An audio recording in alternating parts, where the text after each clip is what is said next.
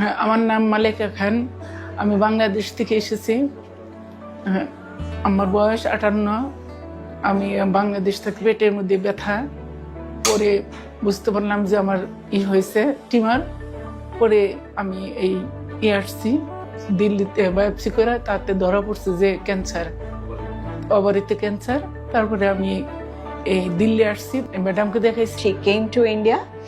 My team has examined her and we found her that yes, we can operate upon her, and we did a PET CT, and PET CT also there was a very less residual disease. We have explained her about the robotic-assisted cytoreductive surgery with HIPEC, which has a very good value for preventing further recurrence. They agreed to it. And the surgery was really good and we are really happy. Next day she has started walking, she has started eating, the Klaxin has been started upon her, the drains and catheter has been removed. Finally, I'm really thankful to Dr. Kanika Gupta and her team and the staff and Max Hospital Patparganj.